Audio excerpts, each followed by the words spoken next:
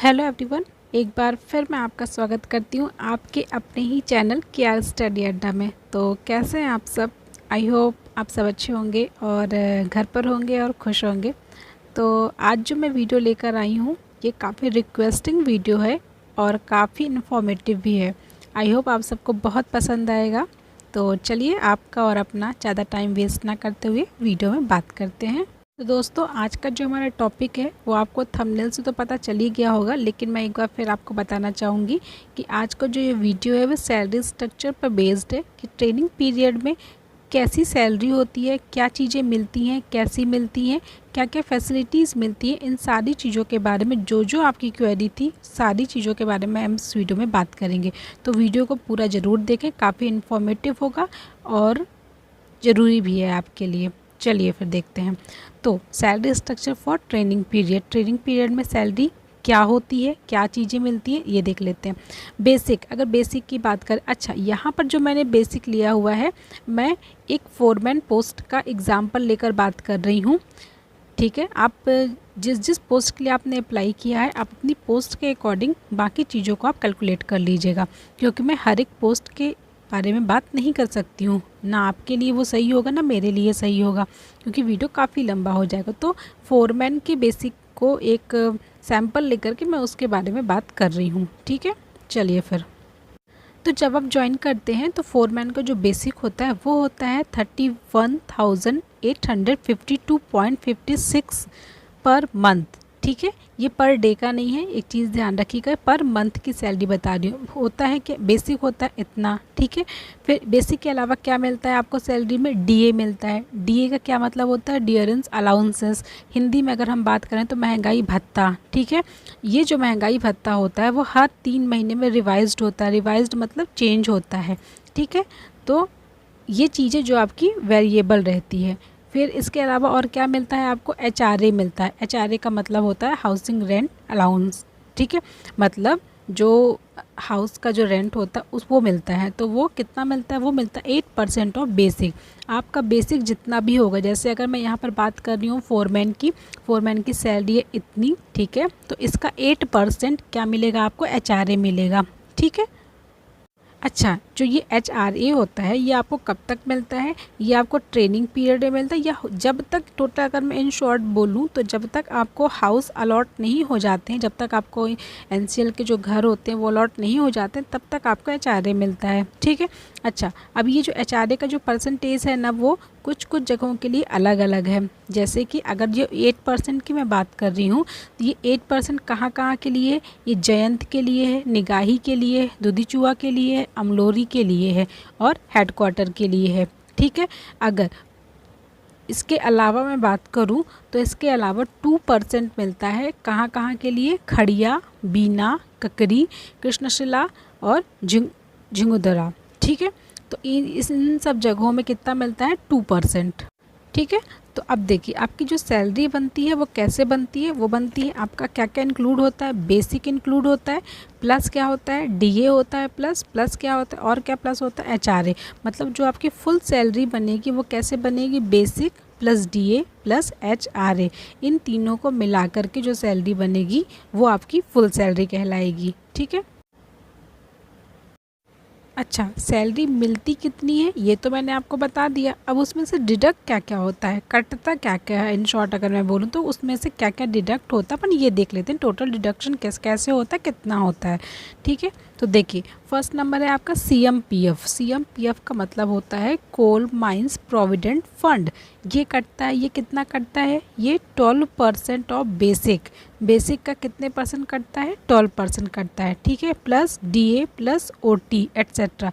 मतलब इन सारी चीज़ों को इंक्लूड करने के बाद क्या क्या? बेसिक, डीए और ओटी। ओटी का मतलब होता है आपका ओवर टाइम। ठीक है, तो इन सबको, बेसिक हो गया, डीए हो गया, ओटी, इन तीनों को इंक्लूड करने के बाद जो भी आपकी सैलरी बनेगी उसका कितने परसेंट कटेगा? 12%।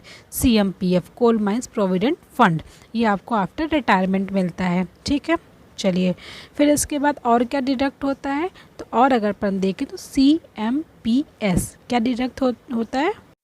तो सीएमपीएस का फुल फॉर्म क्या होता है? Coal mines pension scheme. ठीक है, ये कितना डिडक्ट होता है 7% ऑफ बेसिक। ये बेसिक का कितना डिडक्ट होता है 7%। ठीक है, अब देखिए यहाँ पे जैसे लिखा हुआ है house deduction is equal to 1% of basic. ये उन लोगों का होता है जिन लोगों को हाउस अलॉट हो चुका होता है। कभी कभी क्या होता है ट्रेनिंग पीरियड में ही आपको 1-2 महीने में हाउस अलॉट हो जाता है, तो उनका कितना कटता है 1% ऑफ बेसिक। ठीक है, फिर आपको HRA नहीं मिलता है तो क्या होता है 1% ऑफ बेसिक कटता है किस चीज़ का, हाउस HRA। ठीक है, हाउस डिडक्शन जो होता है वो कितना होता है 1%। ठीक है, ये 1% किससे कटता है, ये आपके सैलरी से कटता है। जो भी आपकी सैलरी होती है उसका 1% कटता है। ठीक है, सो ये आपको समझ में आ गया कि डिडक्शन क्या होता है, कितना क्या कहाँ डिडक्ट होता है। अब चलिए आगे देख लेते हैं और क्या इन्फॉर्मेशन है।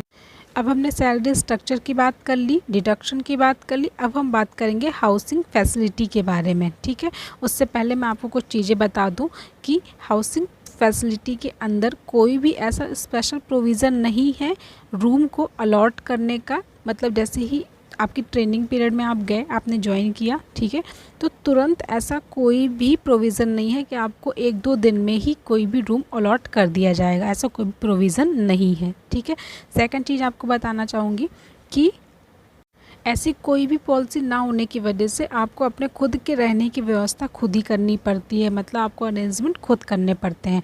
अच्छा, इसके बाद आपके पास चॉइस क्या होती है, एक ये चॉइस होती है कि यहाँ पे जो यूनियन ऑफिस होते हैं आप वहाँ पर रह सकते हैं फ्री ऑफ कॉस्ट, जब तक आपको हाउस अलॉट नहीं हो जाता है तब तक, अगर आप रहना चाहें तो। ठीक है, या फिर अगर आप यहाँ पे कोई रूम रेंट में लेके रहना चाहते हैं तो आप वो भी लेके रह सकते हैं, लेकिन उसमें बहुत प्रॉब्लम जाती है क्योंकि यहाँ पे रेंट में रूम मिलना थोड़ा सा मुश्किल हो जाता है क्योंकि वो ईज़िली अवेलेबल नहीं होते हैं। तो मोस्टली लोग, जिन लोगों को हाउस अलॉट नहीं होता है और उन लोगों को यहाँ पे रहने की व्यवस्था नहीं होती है, तो वो यूनियन ऑफिस में ही जाकर रहते हैं। वहाँ पर क्या रहता है, आपके रूम्स बने रहते हैं, तो आपको कुछ खाना वाना बनाने की भी फैसिलिटी मिल जाती है। कॉमन ही सही, लेकिन काफ़ी चीज़ें रहती हैं, आप वहाँ पर रह सकते हैं, वो भी फ्री ऑफ कॉस्ट में। ठीक है, चलिए।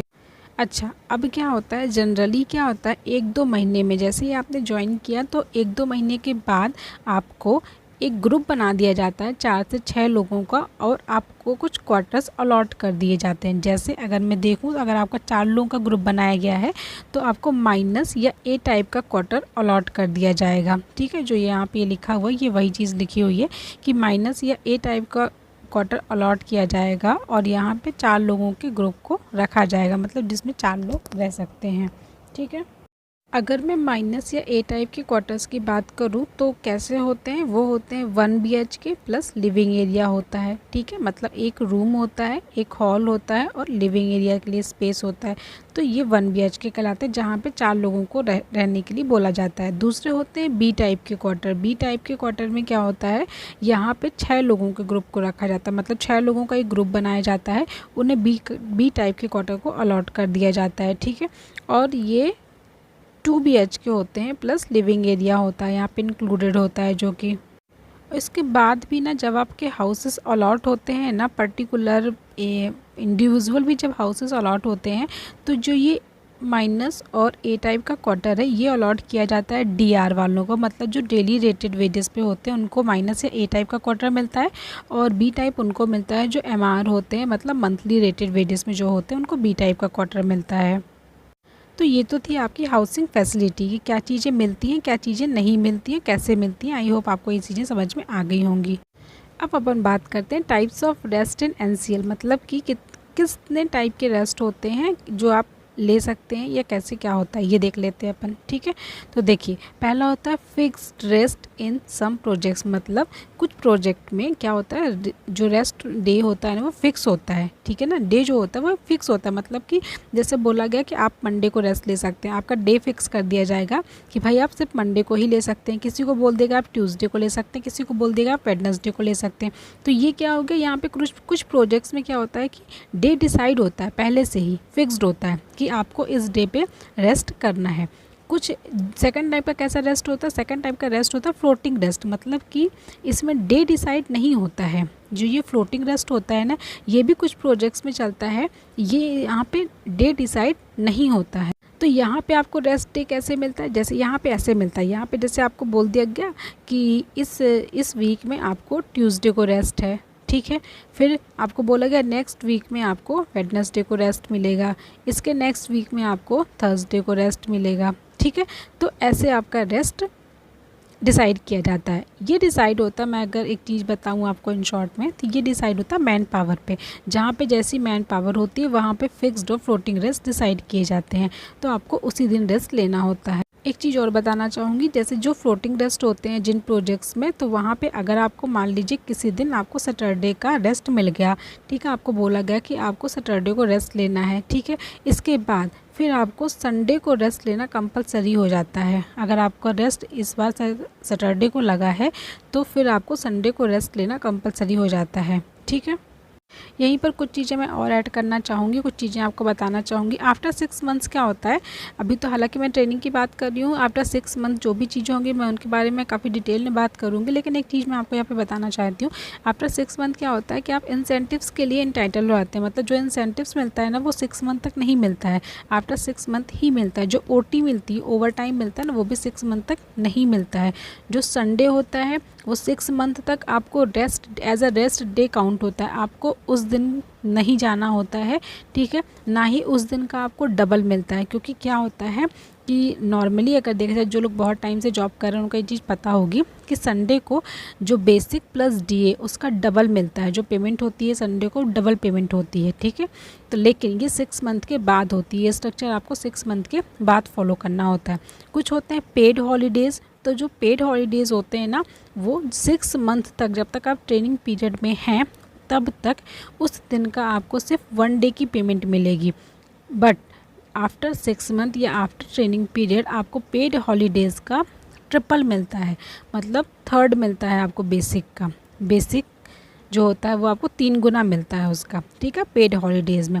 लेकिन ये चीज़ें आपको कब मिलती हैं, आफ्टर 6 मंथ। चलिए अब देख लेते हैं अपन कि और भी क्या फैसिलिटीज़ अपन को मिलती हैं।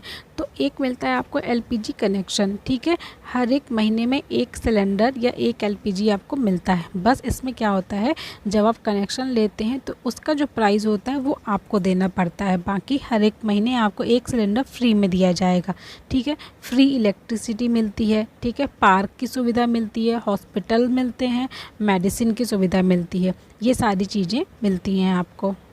इसके अलावा आपको और क्या मिलता है, इसके अलावा आपको मिलता है 1 सेफ्टी शूज़ मिलते हैं, ठीक है, 1 ईयर प्लग मिलता है, ये विद इन अ ईयर मिलता है, मतलब 1 साल में एक बार आपको सेफ्टी शूज़ दिए जाएंगे, ईयर प्लग दिया जाएगा एक बार, ठीक है। 2 टाल्स दिए जाएंगे आपको कवरिंग फेस को कवर करने के लिए। ये जो चीज़ें मैं बता रही हूँ साल में एक बार मिलती है, ठीक है। जो वाटर बॉटल है ये 3 साल में एक बार मिलती है, बाकी चीज़ें साल में एक बार मिलती है, लेकिन जो वाटर बॉटल है ये 3 साल में एक बार मिलती है, ठीक है। जो डस्ट मास्क है ये आपको एवरी मंथ मिलता है, हर एक महीने आपको एक डस्ट मास्क दिया जाएगा, ठीक है।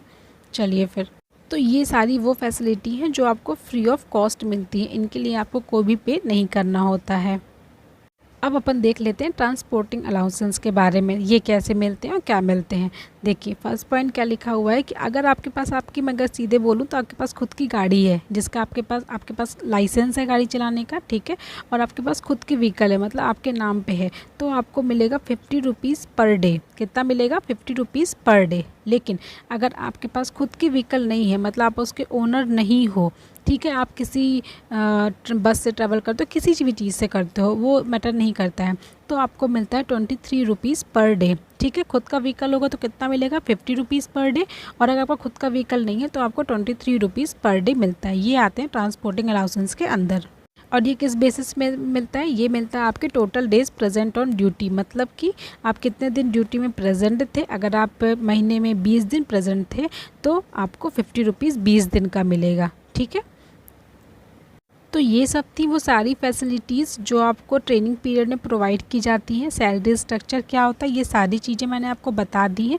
इसके बाद भी अगर आपकी कोई भी क्वेरी होती है तो प्लीज़ आप कमेंट में कमेंट करें कि हमें ये चीज़ समझ में नहीं आई है या ये चीज़ हमें नहीं समझ में आ रही है, तो आप प्लीज़ उससे पूछ सकते हैं, ठीक है। अब होता है एक और टॉपिक बच रहा है टाइप्स ऑफ लीव्स का।